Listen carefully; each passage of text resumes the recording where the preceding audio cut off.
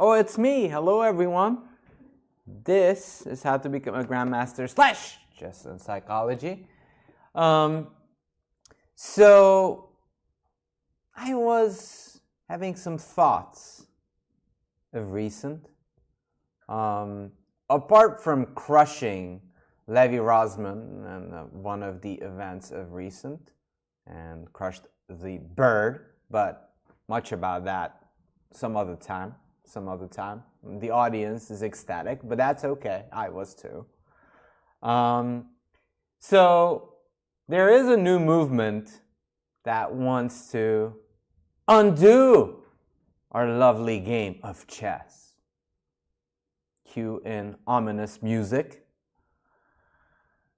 They don't want us to enjoy that classical chess game, but there's nothing else to enjoy but a classical chess game. It's kind of like drinking classical hot chocolate. I don't want extra, and I don't want lemon added to it. I want it pure hot chocolate.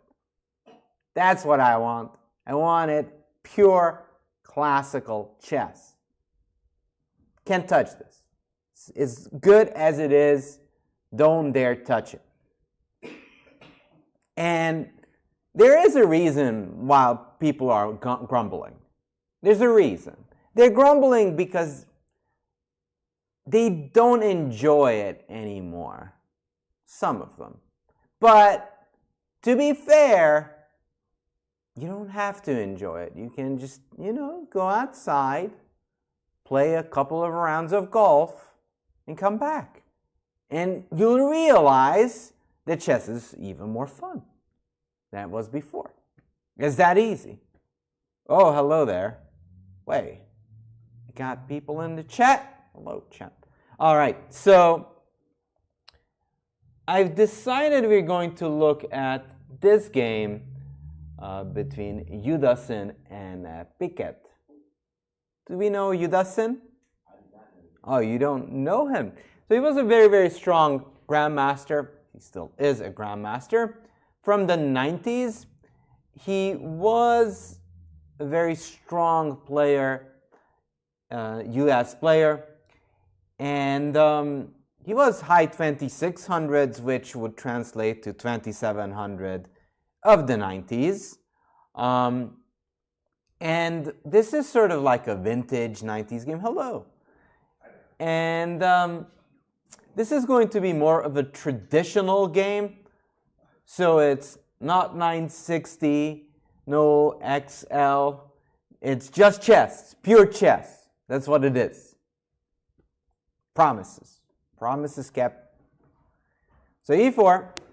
Well, everyone and their grandma plays e4 because it's Fischer. Why would you want anything better? Now, of course, after Fischer, d4 became very popular. In fact, was championed by the greatest player of all time, Garry Kasparov. Obviously, he is the other one with Fischer. d4 is more of a closed system. e4 is more out there to blow the opponent away. So e5, knight f3, knight c6. And I always say this, and I do think that bishop b5 is a better move. Why? Because you are setting up a lingering threat. It's not that it immediately actually wins the game, because it does not.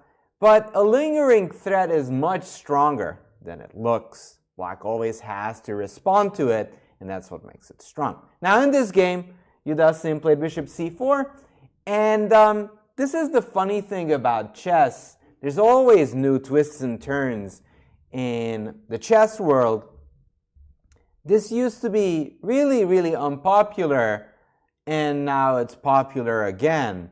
But this was very rare at the time Yudasin played it. Now, Piket is actually probably not that well known, somewhat forgotten, but Piket was one of the strong Dutch players. He's probably one of the strongest Dutch players out there. And he actually retired from chess and went into business. But he was among Daleko, Judith Polgar generation. So he was actually with them, playing with them. We don't know how far he could go. He actually retired earlier. F6, d3. Now, of course, knight g5 is the classic line. And then d5, e takes d5. This is that good old line. And in fact, here, this one, this is Bobby Fischer's line that he played. And he actually had a couple of great results in it. And then later on, Hikaru also played this in a US championship against Josh Friedel. It was a very interesting game. And you may check it out, or we'll check it out in the future.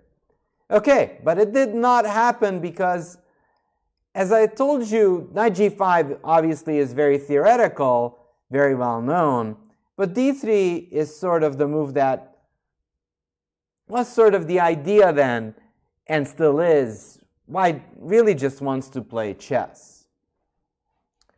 And no, it's not a hippie way of playing, but it's a classy way of playing. And also, as I said, this was not known at that time.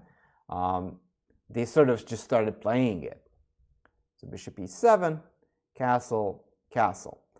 And here's the moment I am curious, and we'll start with a question. What would you do here as white? Because usually this class is fairly interactive. I'm always curious about questions and even opinions about the position. Now, why am I so keen on being interactive? I do think that's the way you actually become really good. I actually have a friend who became 2700 plus, and someone asked him, well, how did you become so good? And the reason he became so good is because he played a version of the game called Guess the Move. And he'd actually compete with the players playing the game live at the moment. And it actually made him stronger because he didn't kind of focus on whatever the engines would suggest, which you should never listen to because, you know, they're not invested in this game. Listen to your heart. That's what matters. So, what would you do in this position? And of course, it's still the beginning of the game, but even early decisions sort of dictate of what you can aim for. Like, it's a little bit underrated, but it's very important. A move you choose might actually take away your options.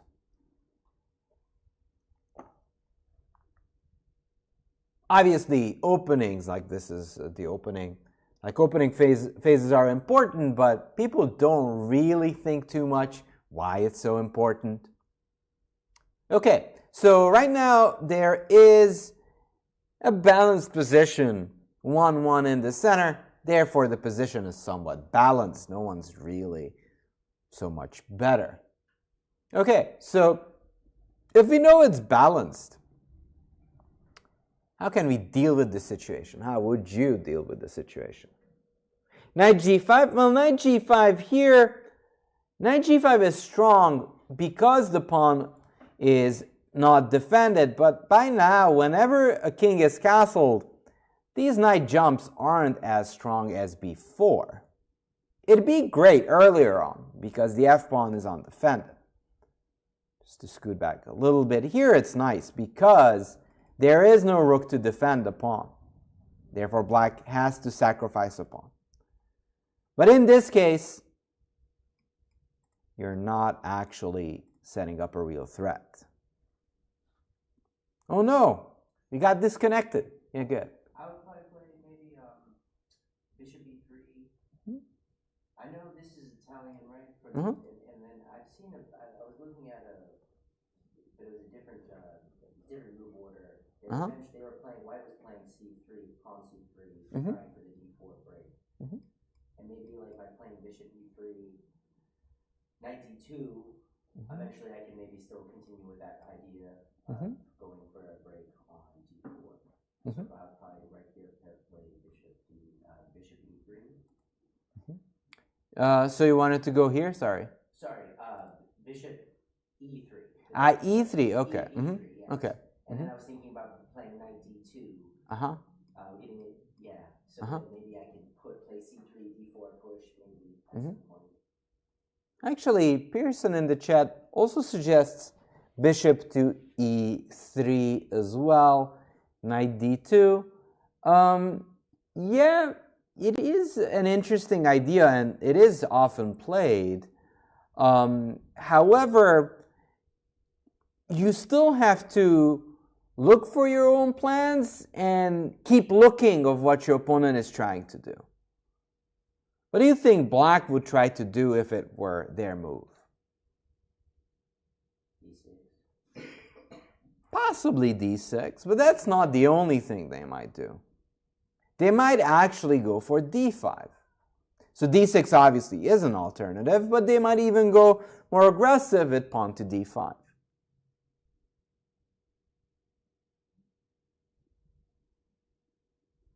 And of course, like d6 is the most logical and the most usually played, but that doesn't recount that d5 isn't an option. So in fact, the reason why bishop e3 isn't as good here, because black, it'd be kind of fine if black commits to d6. But once we commit to e3, they go d5, and actually, the only way you can punish these d5 ideas if there is some pressure on the e5 square, and in this case there isn't, and in fact the knight immediately hits the bishop. And in most of these open, semi-open positions, well, this is more of like a semi-open because it's open for me, open for black.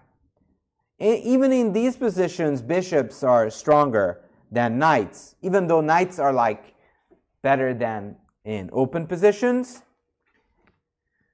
But here it kind of hits our bishop. So I guess maybe knight c3 then. Now knight c3 is not what was played, but knight c3 is a very clever idea. You control the d5 square, and in fact it's very logical because you control a key square. The key squares are these four.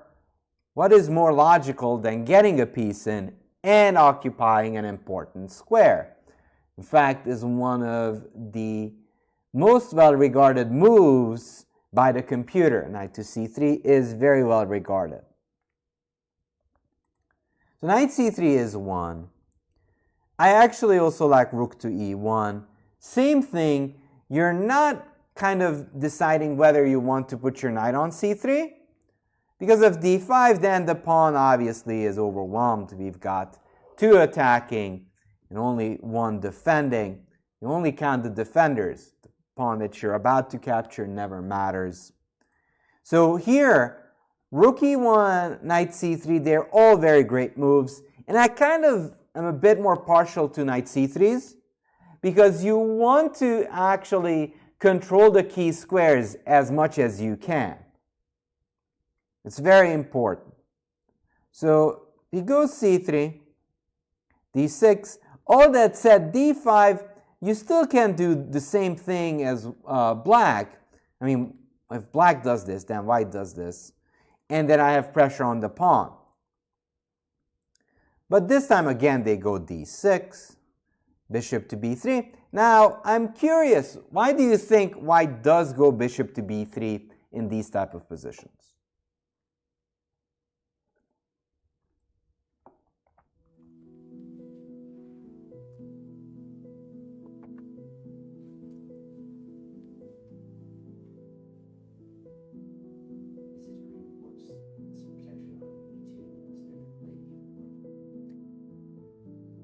Sure, you want...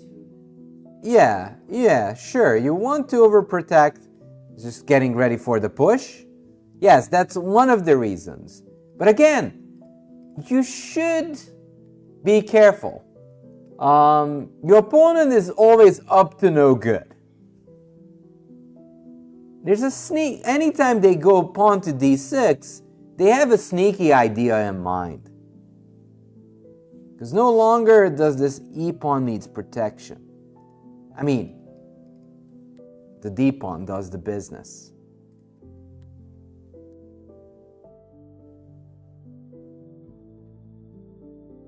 Yeah, to avoid knight to a5. This is a typical trick. This is well known from the Spanish, where the bishop is on b5. But even in the Italian, knight to a5 is an idea to actually try to trap the bishop. And if the bishop is traded, then the fact that black has the bishop pair is just too advantageous for black. And black is at least fine, if not already better. So knight a5, of course, we're not giving up the bishop, c5. And this one's actually a very famous setup. Does anybody know what this setup is called? So, it's a recurring idea in the Spanish. I almost gave it away, but I didn't. I caught myself. I knew I would make a mistake. Spilling the beans too early. No. It's actually one of the grandfathers of the generation. It's not Marozzi, but it's sort of the time period. It's close enough. There's also a variation named after him. And we've got Adi curiously looking onwards. Always good to see Adi lurking. Stonewall? Not really a stonewall. This is better than a stonewall.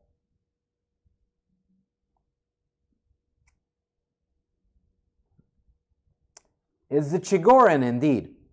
This is the famous Chigorin setup.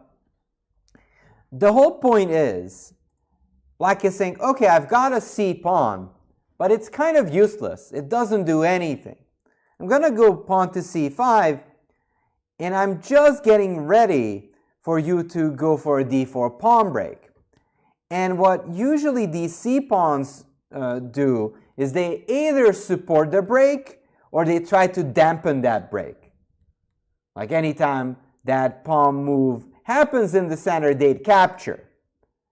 And in that sense, this pawn, which is on the side of the center, trades a center pawn, which is super important. So c5, rook e1. And these are those little moves, are not really applauded these days, not even by websites that actually randomly give exclamation marks and question marks for no reason. If anything would deserve an exclamation mark, which means good move for all those who are uninitiated, rook e1 is an exclamation, a very, very strong move. Why? Because it's going to be a good move now, it's going to be a good move 5 moves later, and 7 moves later. The issue with many of these websites claiming to understand how these work is that a move is only bad if it can be punished.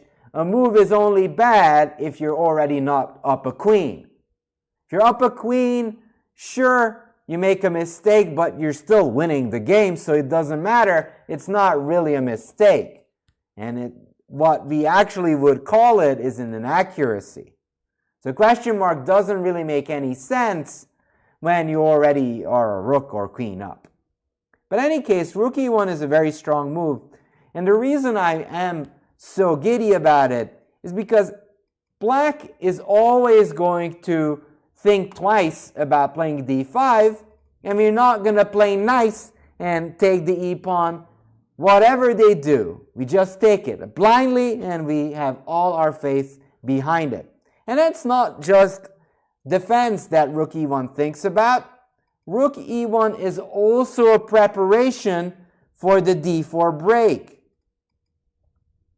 And as we already mentioned earlier, The e pawn needs defense. Rook e1 and the bishop on c2 provides that defense, and we just need to have the proper timing to go for pawn d4. Now, let's look from the other side then. If you see rook e1, what would be your knee-jerk reaction as black? What does the black army needs to do here? What does her legion of pieces should do in this position?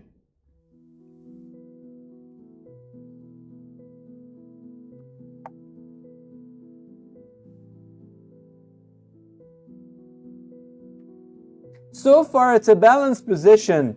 However, you could see that white might have like a slight bit of an advantage because the pieces are more centered and more coordinated than black's.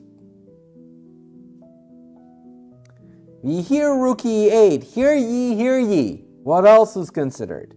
And even if you have an idea, feel free to share why you think so. Rook e8 obviously is an option. That's one of the options. What else? Here I'm not being judgy at all. I am just wanting to hear a bit more of the alternatives. Is black to move, Pearson?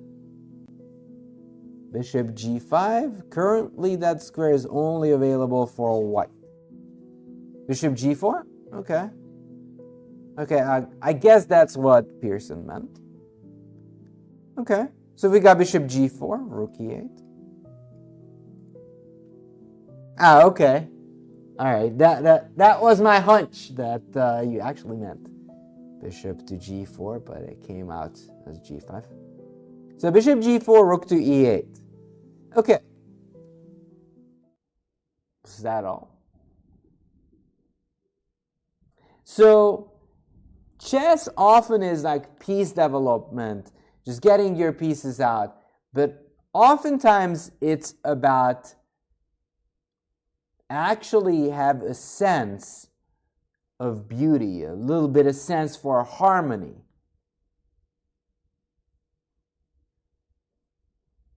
What?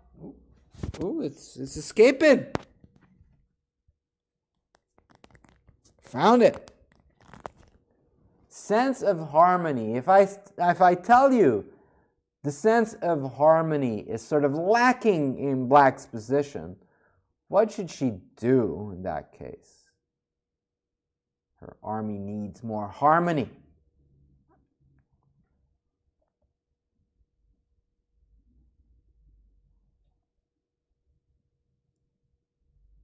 And I think that sometimes we overemphasize, oh, develop your pieces. Well, it ain't as important than to build a harmonious position. Is there anything that's looking a little ugly in black's position? Sometimes just by identifying what doesn't work can lead you in the right direction.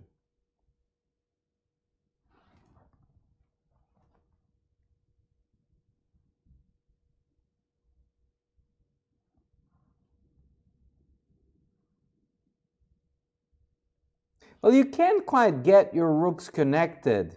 There's still a queen in the way, so that's not quite enough. Maybe h6, just because the dark square bishop for white is not developed and is taking away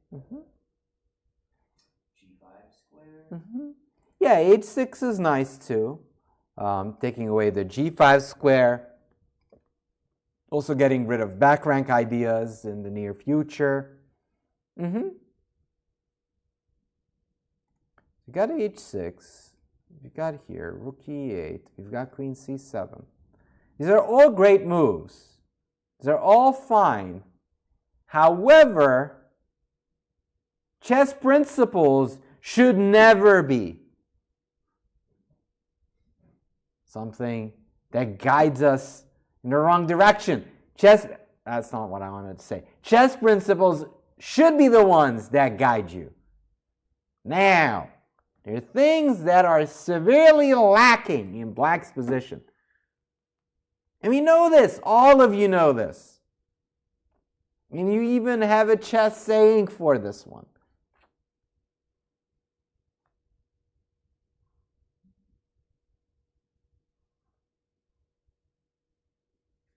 Knights on the rim or dim.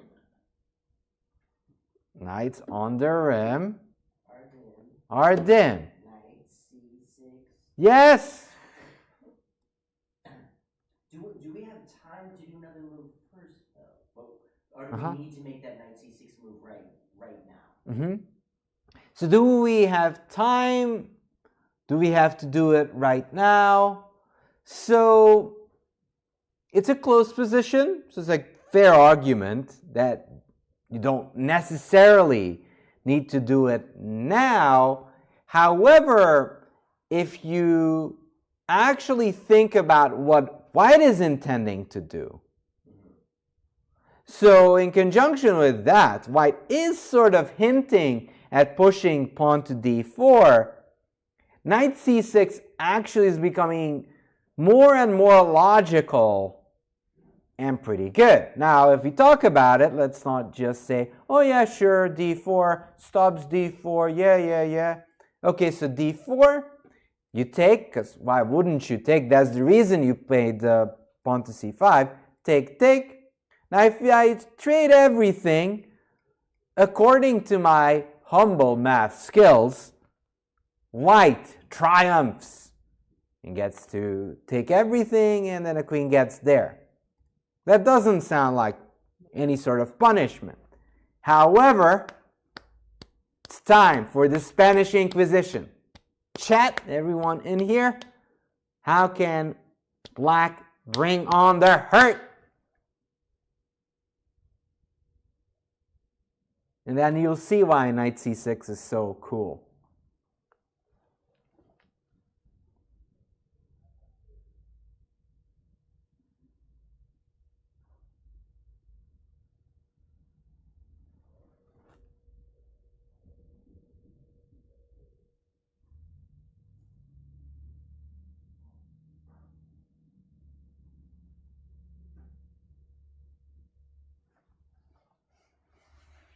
So we can't win the fight right here with these guys. We need reinforcements.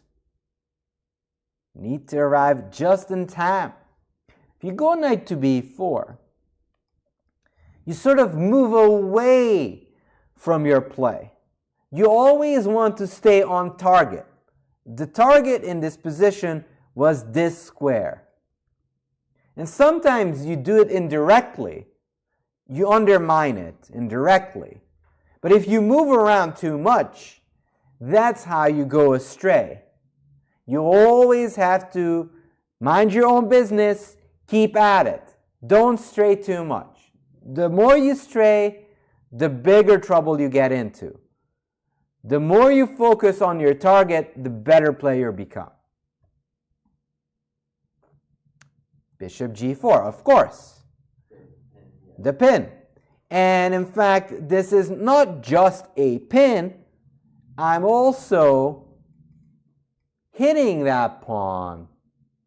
So I'm actually threatening two things at the same time. I'm threatening to take you the pawn, and I'm threatening to keep this pin alive. And in fact, if I take here, how would you guess we'd capture back? Right? The pawn.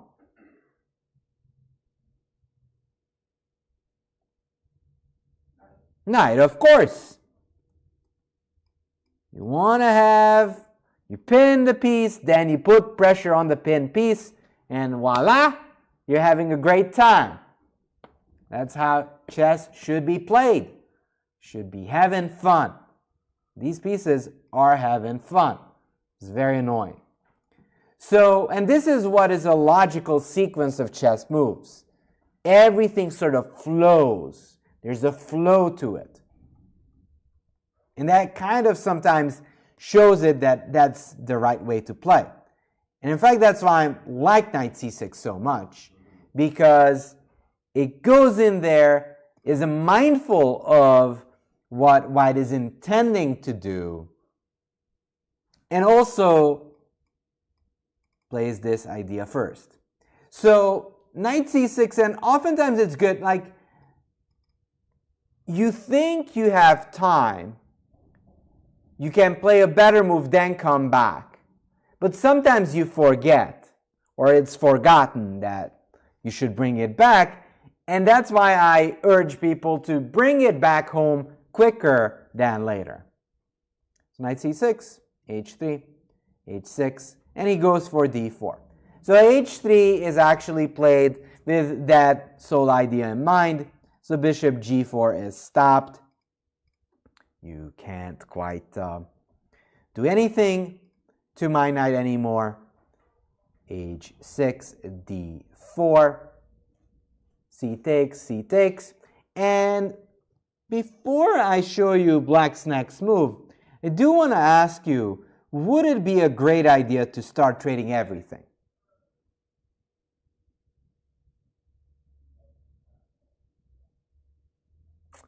That is correct.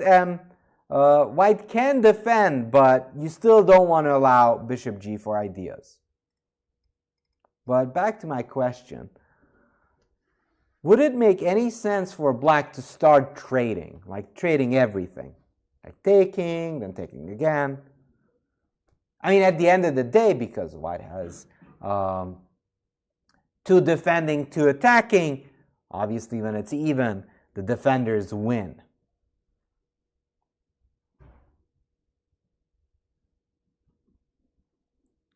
Should black start trading everything? If you gotta know, why not? Why shouldn't we trade everything as black?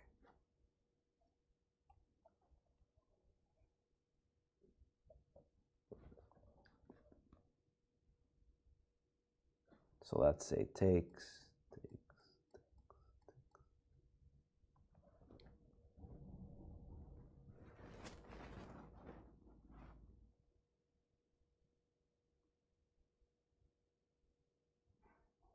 So we're claiming this is not a good choice for black. What's the downside to this?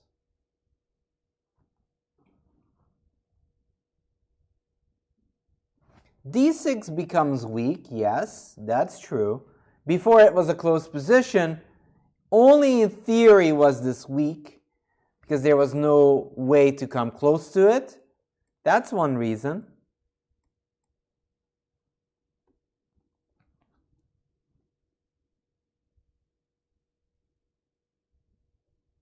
Sometimes you can just look at the position and claim that this looks good for white. What makes you feel that way? That this is good for white? Of course, there is a weak pawn on d6, but yet again, what do we look at just from the start of the opening phase and after the opening phase? What do we look at?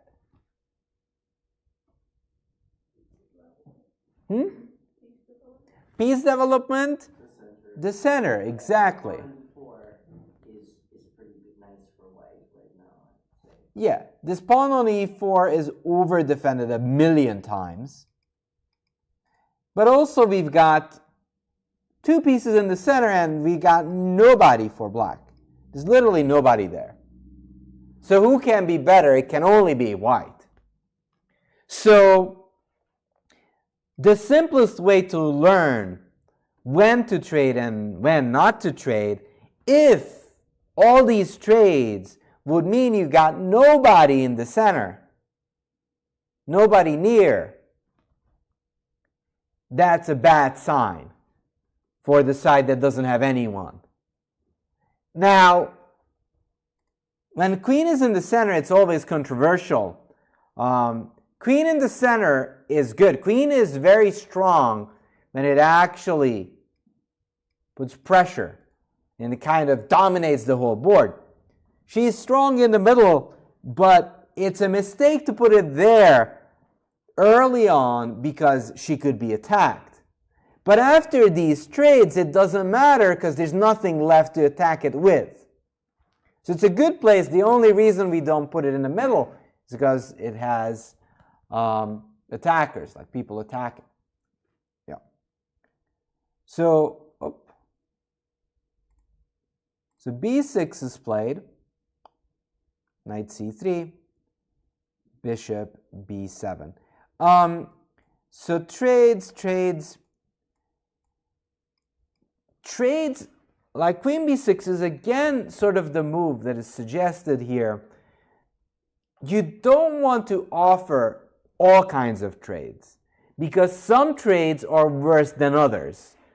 This queen trade would, even if I move my queen, I have a good position because queens can fire away from a distance. But I can also take here and this pawn is doubled, and that's going to hurt you in the long run. So black goes b6, knight c3, bishop b7. And b6, bishop b7 looks logical. And in fact, I still think that in modern times they wouldn't even play it like this because they kind of realize, well, there is something strategically profoundly wrong about this one.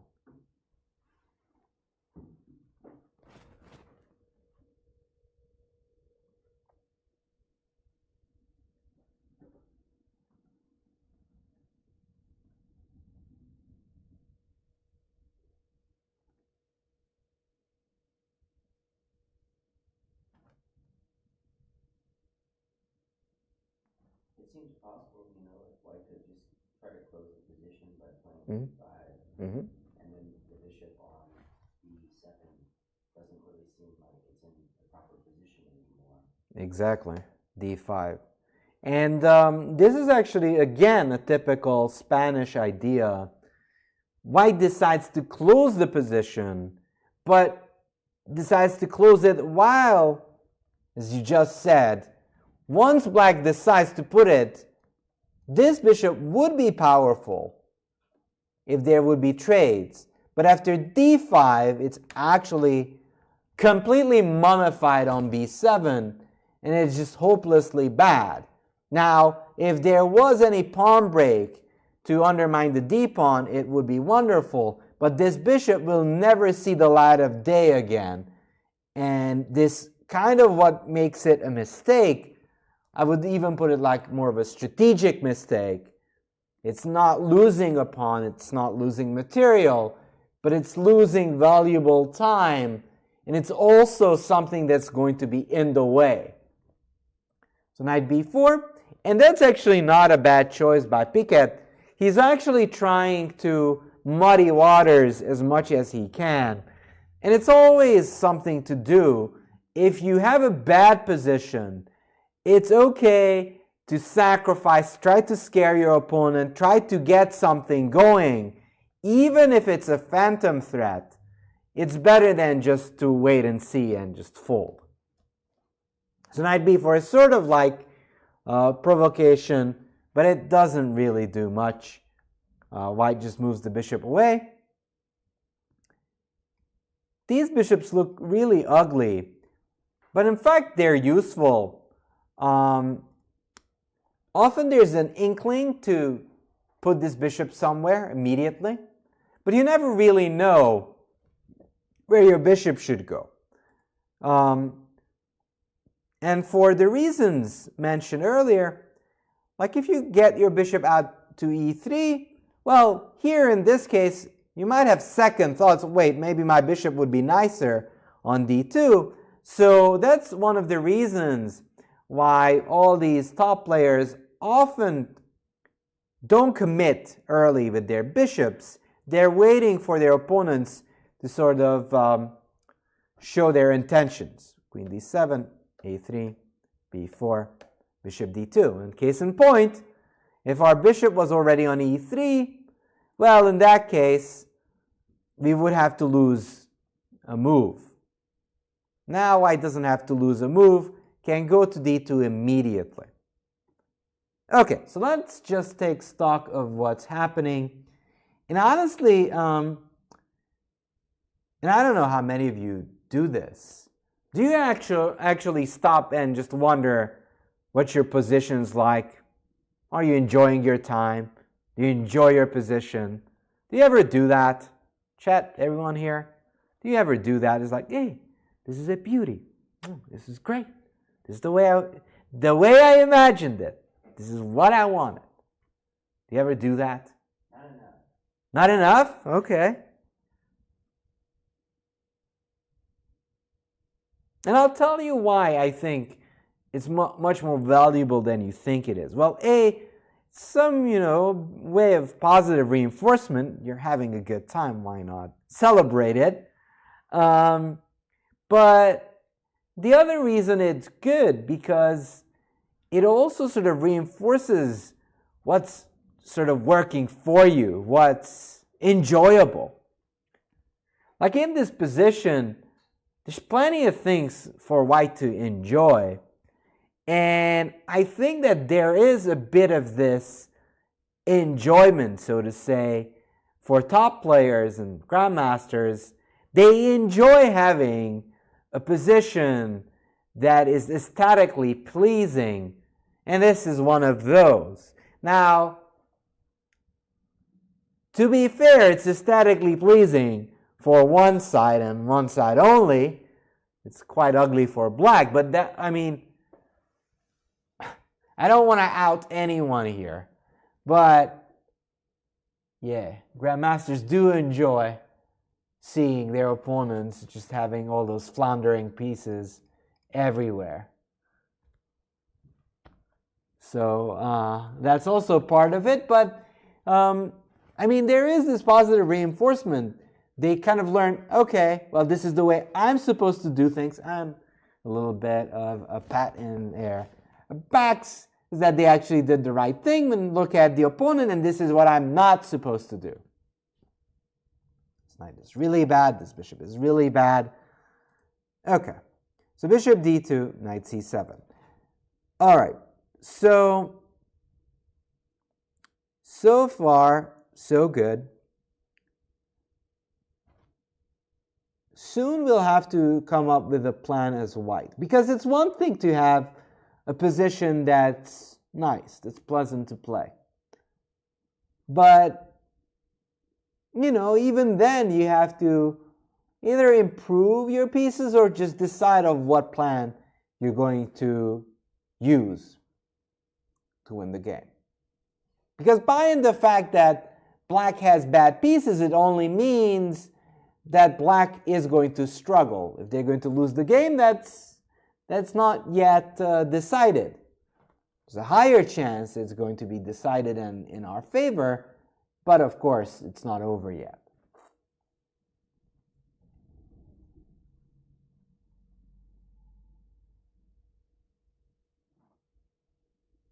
So some people are dreaming of having a knight on f5. Okay.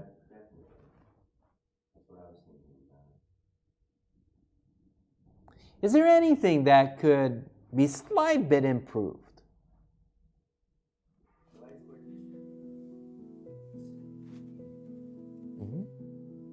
This guy? And being...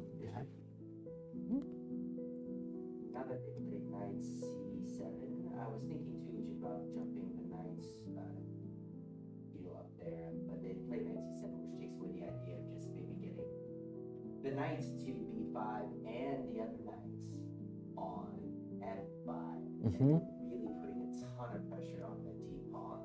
If you but after that, we might have kind of more in the direction of maybe trying to put two knights in f5. But I like bishop e3. It was more that timing question. Which one do I want to go with my knight over here first and get that business happening, or get the bishop out there before? So let's start with this. Does black have any hopes of winning for the moment? It's a resounding no for so far. So one thing that we don't consider because we get too happy, and then the problem, Now I'm actually realizing the flaw of my own thinking here. We're really happy because we sort of assume everything's going to work. But that's not always the case. So if we kind of claim that things are looking up and up, does that mean we're never going to make a mistake from here on out? Definitely, again, a resounding no. So knowing that we can make mistakes between these two moves, which one would you all choose? Okay. What about knight h4? The reason I say bishop b3 is just it seems safer, less prone to like, oh shoot, I played bishop b3. No. Okay. There's a little bit so, over here, over there with the knight yet. I don't know. So obviously I'm hinting at something. What is there with knight to h4 that's a little iffy-ish?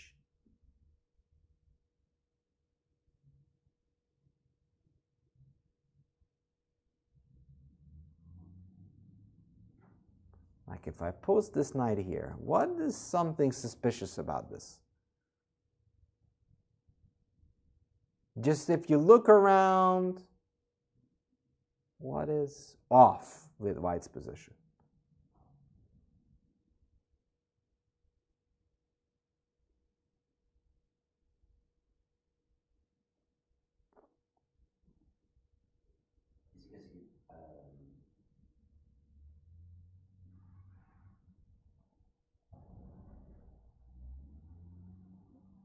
So I see chat is going for all types of knight jumps, but not all knight jumps are created equal. Some are more equal than others. I guess maybe just knight takes e4.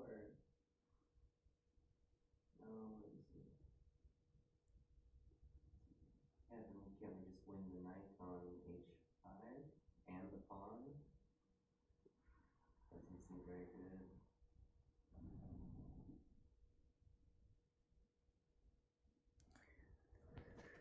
So there's two ways of attacking this knight, right? This.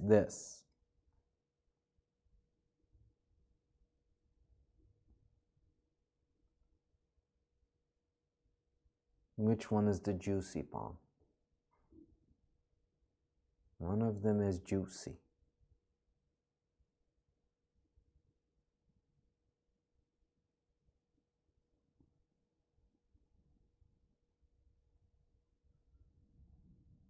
If we take this way, rook takes, rook defends.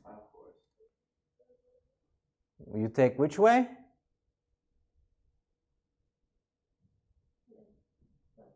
No, I'm all ears. Oh, yes, I am all ears. Yeah, but I mean, trust. Trust it, yeah. No. Yes, in Tracy we trust. No. She says No. she's in denial, but yet we still trust. Blindly we trust in Tracy. Knight d5, yes. Because if takes, hello there, horsey. And this is the reason why you can't just say, oh, I have a wonderful position. Everything works. Everything's always going to work. You don't want to go that direction. And in fact, that is the reason why Yudasin goes bishop to d3. Now, you can also, go on emergency mode and say, well, I can make this work somehow this way, that way. But if you have a good position, why even try to entertain the idea of risking it? You already is dominating. Why even do it differently? Bishop a6 takes. Bishop a6, by the way, is a very good move. Getting rid of it. But there's still this terrible knight on a6. So what I kind of applaud, I mean completely applaud from Yudasin, is that he goes for the one that makes sure that his advantage is safe. He doesn't go for something adventurous. There's no reason to. He is to lose a lot with that. Queen b7, rook c1, knight c7, rook b1, knight d7, knight h2. Okay. Still, white has done a great job. Oftentimes, if you had a good position, 5-6 moves later, you still have a good position. That means you did something right. Our rooks are good, all of our pieces are good, but why on earth did we put that knight on the side of the board? Why do you think Yudasin did that? For queen g4. To make room for queen g4. Queen g4, I can move my knight, just harass the poor lady. But actually, this is more of a strategic idea than an aggressive one. Yeah, queen g, no, not everything ends in checkmate, unfortunately. I'd wish it was so, but nah, it's not the way it is. And what makes this plan pretty nice by white is that it does not only have one idea in mind, it has two.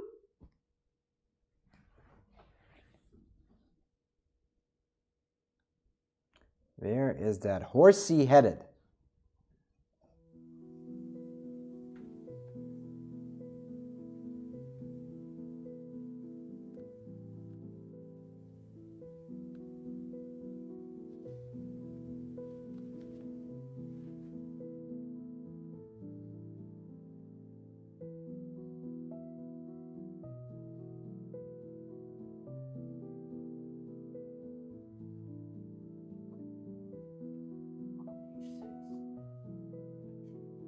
It's got to be knight to g4, right? Knight g4 right? I'm asking the questions here. Knight g4 right?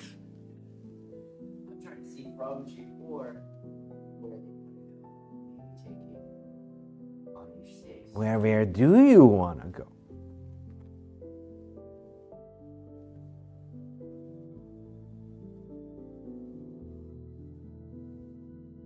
Well, we already mentioned that beautiful square before. That beautiful square. Everybody gave up on. And that's actually, I think, is the big mistake we do. We go for an idea. It doesn't work because there's a trick on us. And then we give up on that plan completely. No, chess isn't like that. Chess gives you shortcuts and different routes to get to the same conclusion, but with a different route. Yeah, I guess. I see what you're saying now. Take f5. But all that said, of course, you will be hinting at sacrificing, but you will only do it if you're fairly convinced it's going to work. Sure, you go here, but you also hit on the pawn. Oh, okay. I see. So, and that's actually like the top chess. You try to have an idea and a backup idea just in case. And in that way, your opponent will have to respond to both of those. Now, of course, that's how you sort of stretch your opponent's resources. It's very difficult to always answer to two different questions in a position. It's easy to answer to one question. because, you know, there's a stock answer, stock reply, that's it, stock fish. Not a good answer. So knight e8, knight g4, hello, h5, chasing us away, sadly. And again, this is the thing, it's be a bad sacrifice to even go there. Now, honestly, I don't see anything wrong checking, just looking if maybe something works, because that's actually how Tal became really, really good. He never not looked if it could work. He would always check if maybe it would make sense if. He would go the what if direction. He doesn't always play it. Quite often he would. Just sacrifice everything and win still. But that's sort of the way, like, many people don't even look. And in fact, that's how many of the more strategic players sort of flatten their own game. They don't even look anymore. And when they don't look anymore, your brain becomes lazy. Your brain, I think your brain actually, you know, because it's on constant survival mode, it's like, oh, I don't have to do this. I'm not going to do this. And they're like, oh yeah, sure, we're going to do this one thing. Fine, the rest, whatever. So knight e3, g6, knight c4. And that was plan number 3 even, because plan 2 was to take, plan 1 was rather to take, plan 2 was to get the knight to f5, and this is plan 3. I mean, it's very difficult to actually go and solve 3 problems at the same time. It's usually the impossible category. 2, sometimes you can stretch. 3, it's actually getting hard. Bishop d8. And I mean, it still goes to show that the black player, Piket, is still very strong. He figures this bishop is kind of useless. If it could come over to b6 after pushing the pawn, that would be wonderful. So a4. Not going to let it happen that easily. a6. Knight to b2. Look at that. They're kind of jockeying for that b5 square. They're like, oh, I'm not going to let you, but you're going to let me. No, I'm not going to let you. It's like a full conversation. Chess is a sort of communication. c7, knight d1. And knight d1 is sort of a weird looking move. But what makes chess hard, and harder than shogi and harder than all of these games, and is one of the best games, board games out there, because it doesn't immediately fold. You don't just lose. There is some level of resistance you can put, and that actually, I think, is sort of a hidden level of joy. Wesley So actually is one of them players who's extremely good at defense. And it is sort of that additional, almost like a secret level of chess, where you survive and then therefore you accomplish something that not many even dare see or see at all.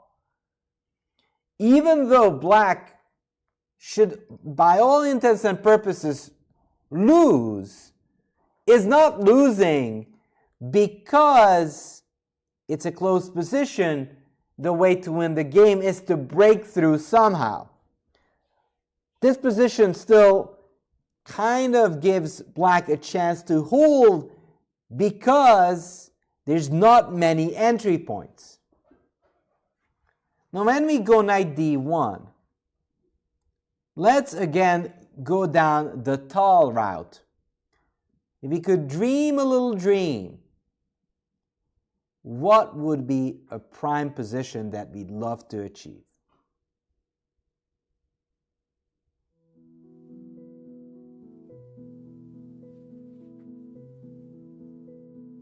Now, this was, while you all think, so still keep thinking in this position, what would be a dream setup for white?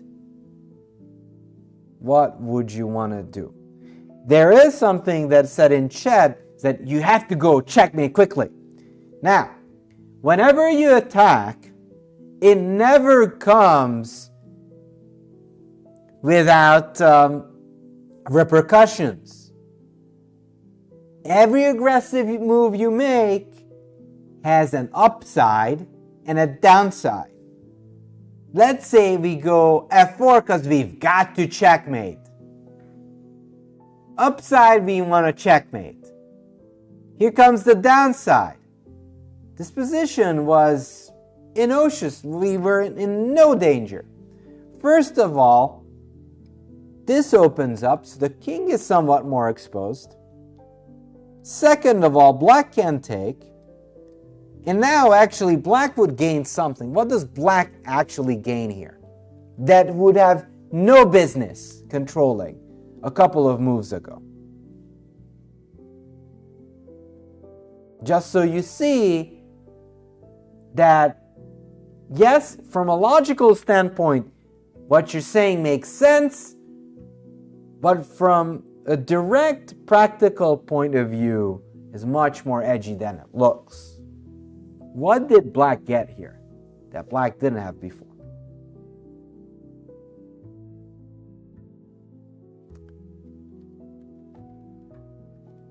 This square, right? The e5 square. How can black consolidate that square?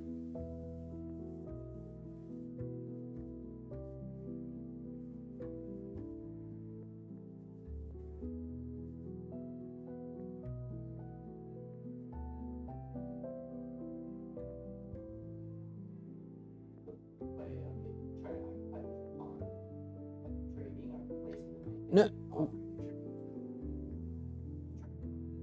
Well, you don't have to have a pawn there. You can, but it's not necessary.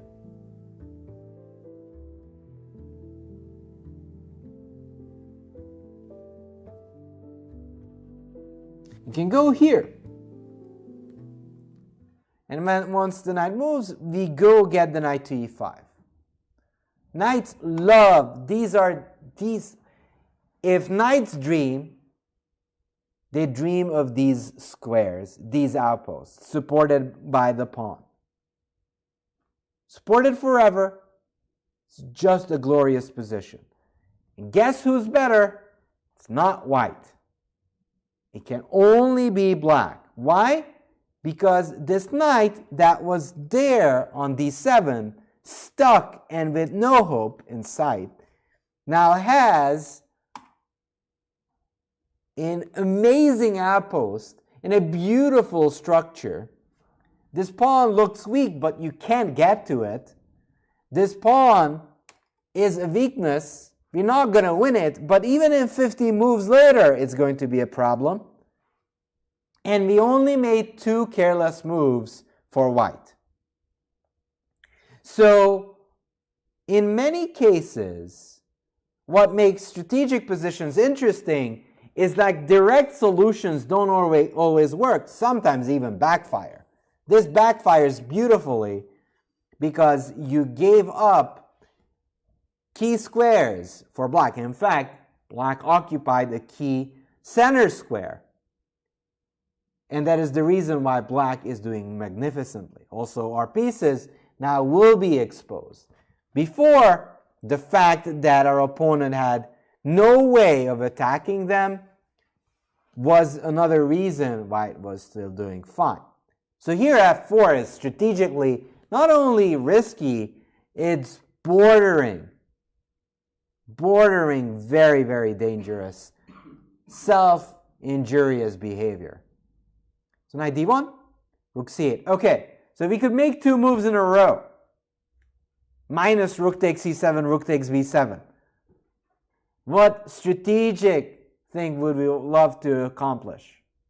I did give ample time for that to be.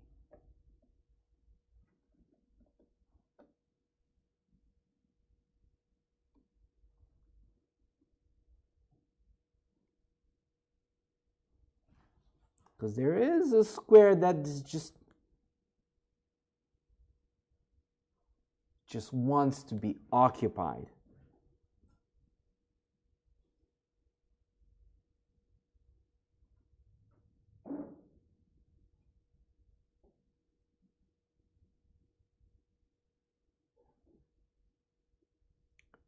Which square is that?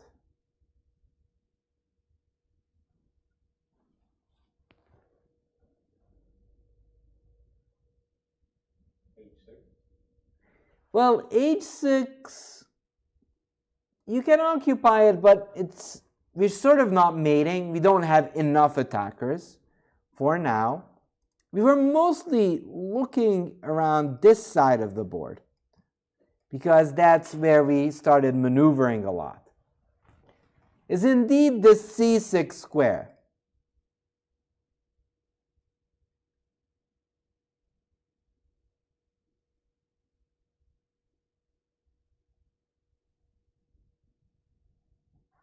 So if we could dream a little dream, we would get a rook here and a pawn here.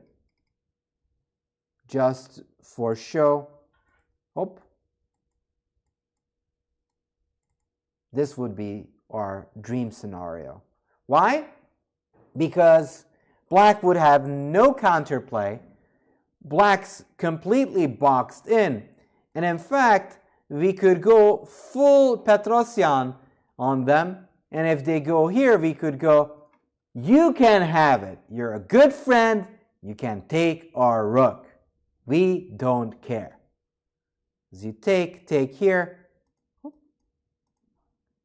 And those rooks, you would freely and happily trade it for a pawn. They're really bad. In fact, strategically, black is just losing. So one of the dream scenarios that Yudasin sort of hopes and dreams to get there is to get that c6 square control. Now, of course, it's a dream. It's very hard to get there, but it's good to know what you would love to accomplish, because there are moments your opponent is going to give you the chance, and if you don't think about it, you'll never find the idea. So rook c8.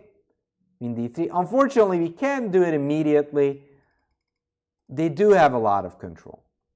Takes. They do trade, so unfortunately that's off the table. But not to worry, black is still behind and worse. Knight c3, and we are pressing the b pawn. Knight c7. Knight d1. This knight no longer did anything, so Yudasin moves it. Queen a6.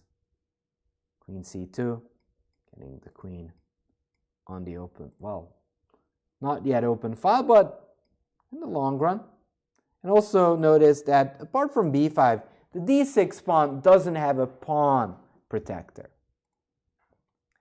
Here, knight b2, king h2, just moving everything away. And this is one of those things that 90s grandmasters did better. They actually had a better hindsight. They kind of felt, okay, you go here. No tricks for you.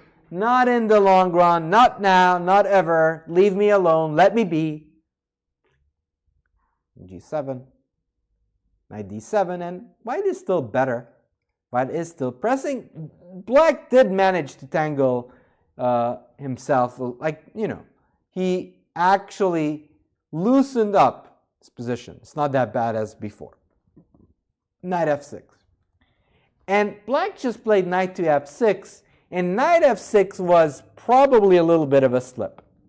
This next move by Yudasin again puts immense pressure on Piket's position. White's next move is very, very nice.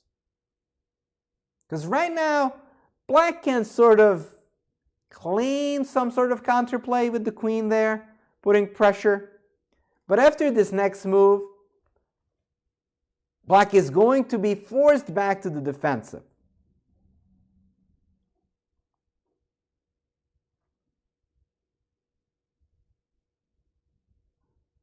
Obviously, it has to be somewhat of an aggressive move.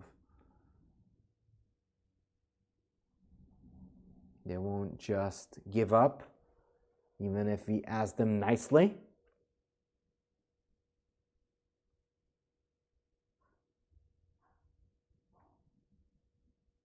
F3, that does not feel too threatening, to be honest with you. F3 feels...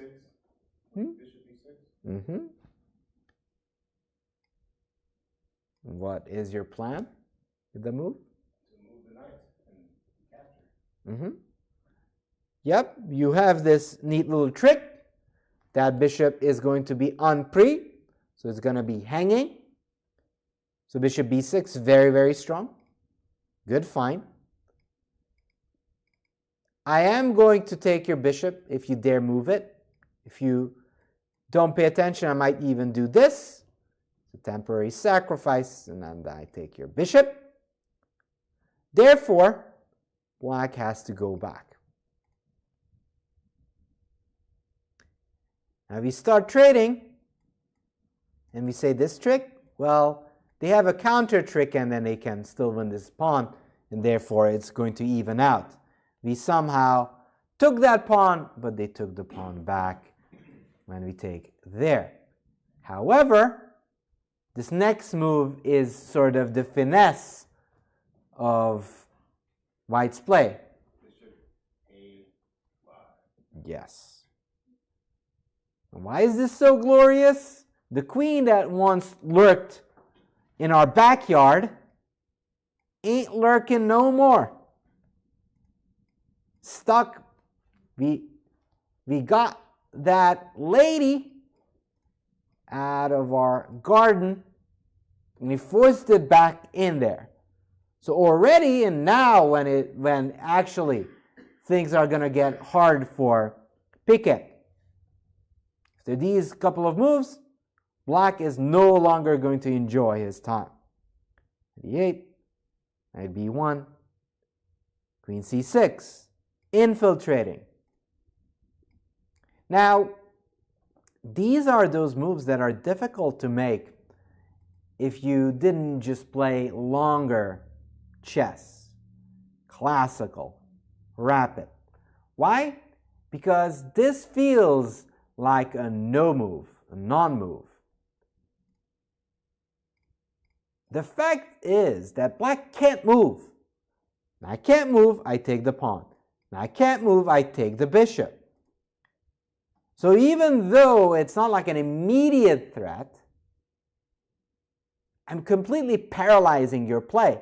You have no way to actually organize freely. So h4, knight c3. And this is actually like the grand strategic play that you should be playing if you can. This is, again, more of a skill/style thing. Black is paralyzed and black is sort of waiting for white to just mop it up.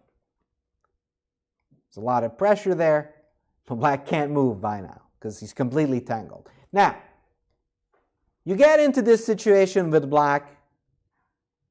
Tricks, do any tricks, go for any vicious attack, and throw anything at them.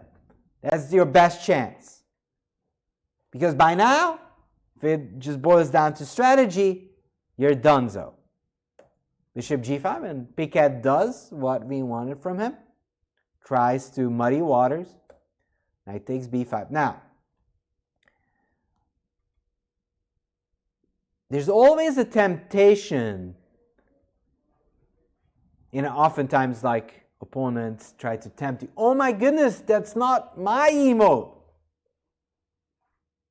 My goodness, it's the goat's emote. It's Kasparov. So sometimes we get the temptation, oh, juicy d6 pawn. But that's the trick. So like takes. You already sort of let the queen in again. So Yudasin says, no, you're not coming in that way. So takes, at f6, queen d3. taking away all those entry squares. Bishop f4, king g1. Never really move pawns in front of your king if it's not ultimately necessary. So king g1 actually follows that set of rules. Bishop d8, pressing there. Knight e3. Trades are good. f5 square is even nicer. Bishop a5. Look at that. And I actually very much like how he does it. Defends everything. You have the dominating position. There is absolutely no reason to rush the game. If there would be like attacking and a counterattack, sure, go for the quick attack. But here there's nothing threatening. You have a bunch of control over that square. Here, queen takes, queen here. Now the queen enters, and now because the queen is shut off, and the bishop does a good job cutting it off from defense this time, black is just helplessly lost. f6, check, queen, bishop d8, queen e6 was also pretty good. Queen e6, here she comes. Again, the queen can't jump about because I take the knight with a check, nonetheless. Here, takes, queen c6. No more tricks. And then you lose the knight as well. And with that, the game. So, therefore, Piket resigned. So, a couple of questions you guys have before we wrap it up. Any questions, thoughts? So yeah, by the way, Yudasin is actually a very, very strong player. Maybe a little bit forgotten, but still, as you have seen, can play some noteworthy chess. So thank you so much for coming. Hope you enjoyed your time. Yep, queen d7 is next. And hope to provide you more insightful games and anecdotes in the future as well. Thank you so much.